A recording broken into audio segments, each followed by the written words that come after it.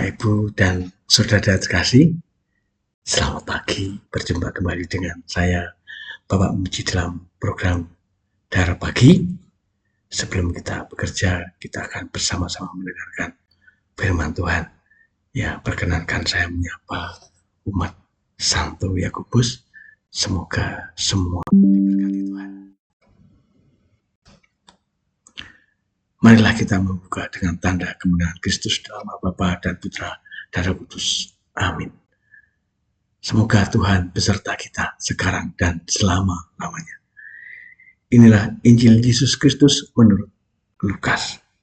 Lukas bab 4 ayat 24 sampai dengan 30. Dan katanya lagi, aku berkata kepadamu, sesungguhnya tidak ada nabi yang dihargai di tempat asalnya. Dan aku berkata kepadamu, dan kataku ini benar, pada zaman Elia terdapat banyak perempuan janda di Israel ketika langit tertutup selama 3 tahun dan 6 bulan. Dan ketika bahaya kelaparan yang hebat menimpa seluruh negeri, tetapi Elia diutus bukan kepada salah seorang dari mereka, melainkan kepada seorang perempuan janda di Sarfat di tanah Sidon. Dan pada zaman Nabi Elisa, banyak orang kusta di Israel dan tidak ada seorang pun dari mereka yang ditahirkan, selain daripada Naaman orang Syria itu. Mendengar itu sangat marahlah semua orang yang di rumah ibadat itu.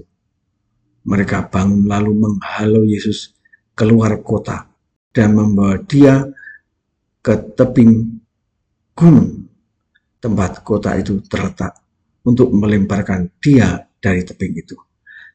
Tetapi ia berjalan lewat dari tengah-tengah mereka lalu pergi. Demikianlah Injil Tuhan, terpujilah Kristus. Ya, Bapak, Ibu, dan saudara yang terkasih, sabda Tuhan pada pagi hari ini dapat saya renungkan bahwa pelayanan Tuhan Yesus atau kehendak Tuhan Yesus untuk menyelamatkan banyak orang, ya sesungguhnya mendapat banyak rintangan, bahkan dari orang-orang terdekatnya atau dari saudara-saudaranya. Tetapi karena kehendak Allah bahwa umatnya harus diselamatkan, Tuhan Yesus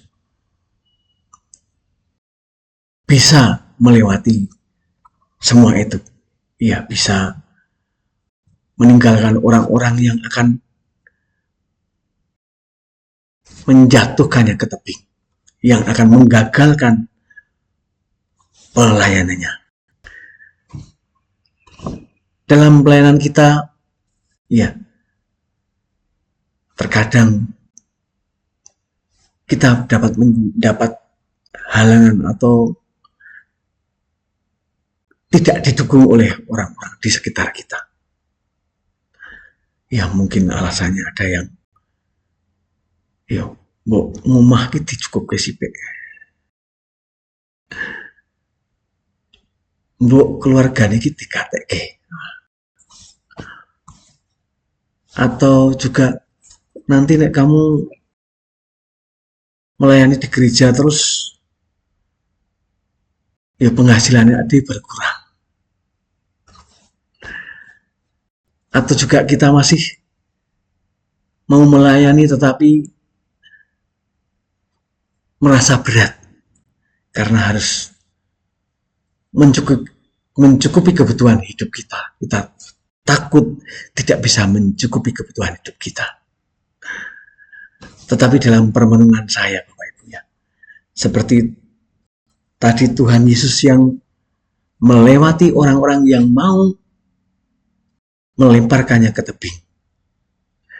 Ya, ketika kita sungguh melibatkan Tuhan dalam setiap karya pelayanan kita,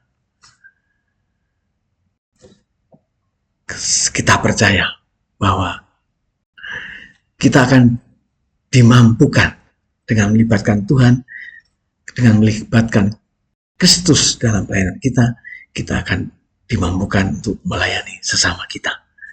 Ya, Bapak, Ibu, dan Saudara yang terkasih, marilah kita selalu membuka hati kita untuk terang Roh Kudus, supaya menuntun hidup kita untuk selalu bersatu dengan Kristus, melibatkan Kristus dalam semua pelayanan kita.